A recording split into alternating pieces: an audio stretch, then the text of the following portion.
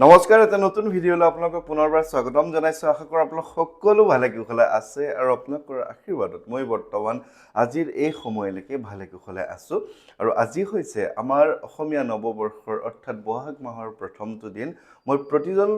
ভক্তলে, প্ৰতিজন লোকলে, প্ৰতিজন অসমবাসী লোকৰ লগতে অসমীয়া লোকসকল যদি অসমত নাই বাহিৰতো আছে, তেওঁলোক প্ৰত্যেকগৰাকী লোকলৈকে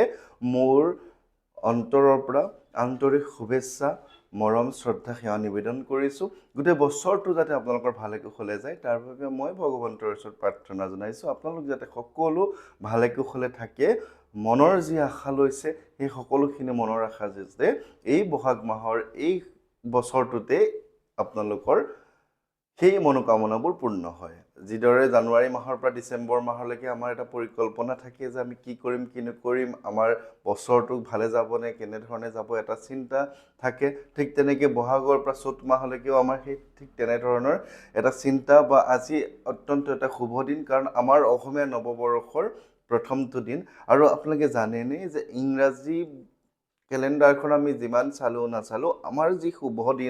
শুভ দিন বাৰ কিন্তু বহাগ মাহৰ কেলেণ্ডাৰখন বা বহাগ মাহৰ পঞ্জিকাখন, নতুন বছৰৰ পঞ্জিকাখন ওলোৱাৰ লগে লগেহে আমাৰ সেই শুভ দিন বাৰ কিন্তু চোৱা হয়। কেতিয়াও ইংৰাজী দিনত কিন্তু আমি ইংৰাজী ডেটটোতো পৰিবই, কিন্তু ইংৰাজী দিনত কেতিয়াও আমাৰ শুভ কৰ্ম নিৰ্ধাৰণ কৰা নহয়, তিথি নিৰ্ধাৰণ কৰা নহয় বা তেনেধৰণৰ শুভ পূজা এভাগেই হওক বা কোনো ধৰণৰ তেনেধৰণৰ ইংৰাজীৰ মতে কৰা নহয়। কেৱল আমাৰ অসমীয়া পৰম্পৰাগত পঞ্জিকা বা আমাৰ পৰম্পৰাগত নিয়ম অনুসৰি অসমীয়া লোকসকলে অসমীয়া, বেংগলী লোকসকলে বেংগলী, অন্য যিসকলে নিজৰ নিজৰ নতুন বৰ্ষ আছে তেওঁলোকে নিজৰ বৰ্ষমতেহে কামখিনি কৰে। ঠিক তেনেদৰে আমাৰ এই সময়খিনি খুব শুভ দিন। আৰু এই বছৰটোত আপোনালোকে কি কৰিব, হনুমান চালিচা লগতে বজৰংগ বাণ, এই দুইখনৰ ওপৰতহে মই কথা কওঁ, অন্য কোনো ধৰণৰ কথা মই নকওঁ। কাৰণ মই জানো, মই অধ্যয়ন কৰিছোঁ, মই কিছু কথা বুজিছোঁ বা বিভিন্নজনৰ সৈতে কথা পাতিছোঁ যে হনুমান চালিচাই আপোনালোকৰ প্ৰত্যেকজন লোকৰ ঘৰখনত সুখ সমৃদ্ধি মংগল ৰোগ শোক নিৰাময়ৰ কাৰণে উত্তম উপায় এই কলি যুগত। ঠিক তেনেকৈ বজৰংগ বাণ হৈছে বৰ্তমান আপোনাৰ ঘৰখনত চলি থকা বাধাবোৰ দূৰ কৰা, ভৱিষ্যতে আহিবলগীয়া বাধা বিঘিনিবোৰ দূৰ কৰাৰ লগতে শনি ৰাহু কেতুকে ধৰি বিভিন্ন উপায়ে মংগল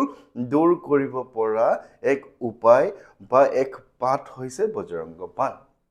হনুমান চালিচা যেনেধৰণে আপুনি নিজে নিজৰ সুখ সমৃদ্ধি মংগলৰ কাৰণে পাঠ কৰিব পাৰে, ঠিক তেনেকৈ বজৰংগ বাণো আপুনি ঘৰখনৰ নিজৰ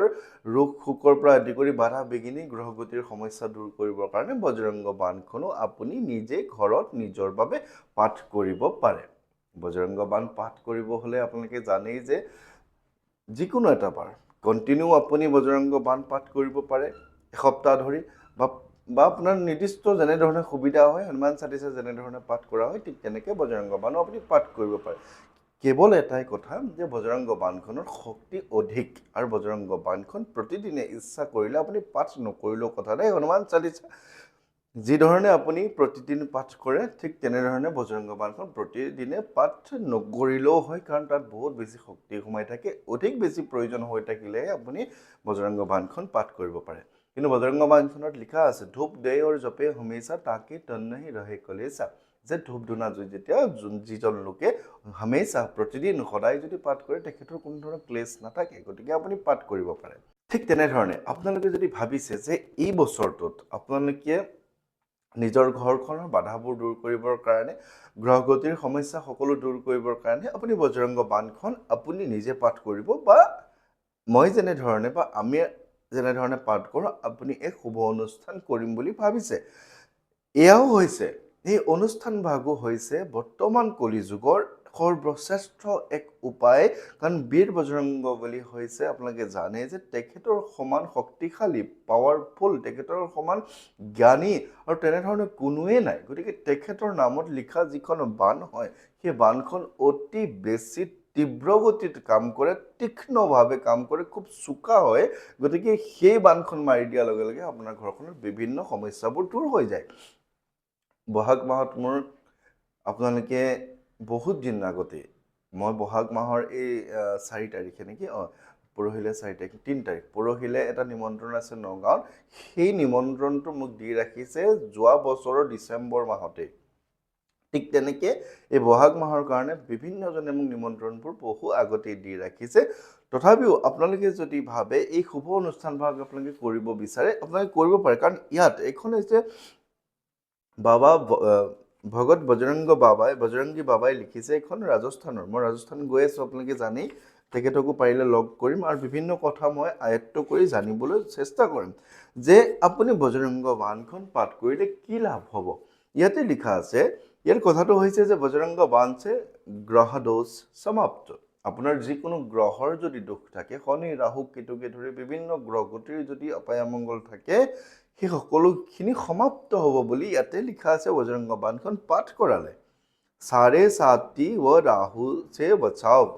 মই যে আগতে কৈছো যে যি শনিৰ 7.5 চলি থাকে মানুহক বহুত বেছি বিপদত পেলায় বৰ্তমান কুম্ভ মীন আৰু মেঘ ৰাশিত 7.5 চলি আছে এই সকল লোকে বজৰংগ বাণখন পাঠ কৰাটো অতি বেছি জৰুৰী বুলি ইয়াতে লিখিত আছে বজৰংগ বাণ সে কাৰাগাৰ সে মুক্তি যদি কোনো লোকে বিনা কাৰণত কোনো কাৰণ নোহোৱাকৈ কাৰাগাৰত প্ৰৱেশ কৰিব লগা হৈছে কাৰাগাৰত সোমাব লগা হৈছে বিপদত পৰিব লগা হৈছে তেনেহলে বজৰংগ বাণখনে সেই কাৰাগাৰৰ পৰাও তেওঁলোকক মুক্তি কৰাই দিয়ে মই নিজে প্ৰমাণ হিচাপে আছো এগৰাকী ব্যক্তি কাৰাগাৰৰ পৰা মুক্তি লাভ কৰিছে ইতিমধ্যে তেখেতৰ পত্নী মোক বজৰংগ বাণখন পাঠ কৰাইছিলে আৰু তেখেতৰ স্বামীৰ বিনা কাৰণত কিবা কথা এটাত কাৰাগাৰত সোমাই আছিল তেখেতে মুক্তি লাভ কৰিছে सर्जरी और गंभीर बीमारी ताले बजरंग बाण যদি গম্ভীৰ বেমাৰ হৈ আছে আপোনাৰ বজৰংগ বাণখন পাঠ কৰিলেও বিভিন্ন সময়ত আপুনি বজৰংগ বাণখনে আপোনাক সেই বেমাৰৰ পৰা আপোনাক মুক্তি দিব পাৰে বা ঠিক তেনেধৰণে সাৰ্জাৰী জাতীয় কিছুমান যদি অপাৰেচন জাতীয় তেনেকুৱা কিছুমান কথা থাকে সেই ক্ষেত্ৰতো বহু পৰিমাণে প্ৰমাণ আছে যে তেওঁ আপোনালোকক বিপদত নেপেলায় বা উদ্ধাৰ কৰিব বা সেই অপাৰেচন ভাগ আপোনাৰ সফলভাৱে সমাপন কৰাত তেখেতক সহায় কৰে সেই ক্ষেত্ৰতো মই প্ৰমাণ হিচাপে আছো বিভিন্নজন অসমৰ বিভিন্নজন লোক আজিতো হায়দৰাবাদৰ পৰা ফোন কৰিছে যে তেখেতৰ পিতৃও অসুস্থ হৈ আছিল তেখেতে মোক পৰহি ফোন কৰিছিল তেখেতৰ পিতৃও সফলভাৱে তেওঁ বেমাৰৰ পৰা মুক্তি পাইছে তেওঁ আজি ঘৰলৈ যাবলৈ দিছে বুলি তেওঁ ফোন কৰিছে প্ৰথম দিনা তেওঁ খুব কান্দিছিল আসলতে হায়দৰাবাদত থাকে তেওঁ গতিকে এনেধৰণৰ বিপদ আপদৰ পৰা বজৰংগ বাণে উদ্ধাৰ কৰে ছুটি নকৰি দুবাৰা দিলাই বজৰংগ বাণ আপোনাৰ যদি বিনা কাৰণত আপোনাক কোনোবাই চাকৰিৰ পৰা উলিয়াই দিছে চাকৰিত বিভিন্ন ক্লেশ হৈছে বদনাম হৈছে তেনেবোৰ কথাৰ পৰা বজৰংগ বাণে আপোনাক উদ্ধাৰ কৰে বাস্তু দোষ দূৰ কৰে বজৰংগ বাণ সে দवा का असर करे বাস্তু দোষৰ কাৰণে আজিকালি দেখা পোৱা যায় যে বিভিন্নজনে বহু বেছি হাই এমাউন্টৰ এটা ফিজ লৈ তেওঁলোকে বাস্তু দোষখিনি চাই থাকে তাত একো বেয়া কথা নাই আয়ত্ত কৰিছে অধ্যয়ন কৰিছে তেওঁলোকে সেই হিচাপে নিজৰ মাননি লৈছে একো তাত কোনো বাধা দিব লগা নাই কিন্তু কিছুমান লোকে সেইখিনি সামৰ্থ্য অনুযায়ী কৰিব নোৱাৰে তেওঁলোকৰ কাৰণে বজৰংগ বাণখন উত্তম উপায় তো তেওঁলোকে বজৰংগ বাণখন পাঠ কৰিব পাৰে বা পাঠ কৰাৰ এক অনুষ্ঠান হিচাপে ঘৰত কৰিব পাৰে য'ত আপোনালোকৰ বাস্তু দোষ দূৰ হ'ব বা আপোনাৰ যদি ঘৰখনত কিবা ৰোগ হৈ আছে ঔষধে কামত দিয়া নাই তেতিয়াও বজৰংগ বাণখন পাঠ কৰিলে আপোনাৰ তেনেবোৰ বিপদৰ পৰা আপুনি মুক্ত হ'ব পাৰে বহাগৰ মাহ আৰম্ভ হৈছে চ'ত মাহলৈকে বিভিন্ন কেইটা দিন আছে বহু মাহ আছে 12টা মাহ আছে এই 12টা মাহৰ ভিতৰত আপোনালোকে নিজে চেষ্টা কৰক যে বজৰংগ বাণখন পাঠ কৰিব পাৰিলে ভাল ঠিক তেনেকে যদি আপোনালোকে অনুষ্ঠান হিচাপে কৰিব পাৰে যেহেতু আপোনালোকে জানে যে মই বিভিন্ন সময়তে ব্যস্ত থাকোঁ বা বিভিন্ন ঠাইলৈ গৈ থাকোঁ বা অসমতে মোৰ লগতে আৰু বহু কেইজন মন্দিৰসমূহৰ পুৰোহিত কেইজনমানৰ লগতে আৰু মোৰ দৰে বিভিন্নজন আছে তেওঁলোকে বজৰংগ বাণখন পাঠ কৰে যদি আপোনালোকে ইচ্ছা কৰে তেওঁলোকৰ সৈতেও যোগাযোগ কৰি বজৰংগ বাণখন পাঠ কৰাব পাৰে কাৰণ মই পাঠ কৰিলে যি বা তেওঁলোকে পাঠ কৰিলেও ঠিক একে ফলে পাব ঠিক তেনেকে আপুনি নিজে পাঠ কৰিলেও একে ফলে পাব এটা কথা হ'ল যদি আপুনি ভাবে যে নাই মই কৰিব লাগে বহুজনে 3 মাহ 4 মাহ আগতে মোক কৈ থয় বহু বছৰৰ পৰা মানে এবছৰ আগতেও কিছুমানে কৈ থয় যে আপুনি আহিব লাগিব গতিকে যদি কোনো লোকে তেনেধৰণে ভাবে যে না মই কৰিব লাগিব যে আপুনি আহিব লাগিব তেতিয়া আপোনালোকে জানে যে মোৰ এটা নম্বৰ আছে 908509 93104 90850 এই নম্বৰটোত অন্য কোনো নিমন্ত্ৰণ বা অন্য কোনো নিমন্ত্ৰণৰ বাহিৰে মানে অন্য কোনো ধৰণৰ মেছেজ ইয়াতে দিয়া নহয় আৰু এই নম্বৰটোত ফোনো নালাগে ৰিচাৰ্জে নকৰাও কেৱল হোৱাটছআপৰ কাৰণে অন থাকে আপুনি হোৱাটছআপহে কৰিব পাৰিব যে নিমন্ত্ৰণ বুলি ওপৰতে লিখি ল'ব তাৰপিছত আপোনাৰ ঠাই আৰু কাৰণ উদ্দেশ্য জনালে মই মোৰ সুবিধা অনুসৰি আপোনাক ডেটটো দিম ঠিক তেনেধৰণে আপোনাৰ নিমন্ত্ৰণ ভাগ ল'বলৈ মই চেষ্টা কৰিম গতিকে বহাগ মাহত বিভিন্ন কেইজন নিমন্ত্ৰণ আছে মই প্ৰথমতে নগাঁও যাম নগাঁৱৰ পৰা আহি মই গুৱাহাটী যাম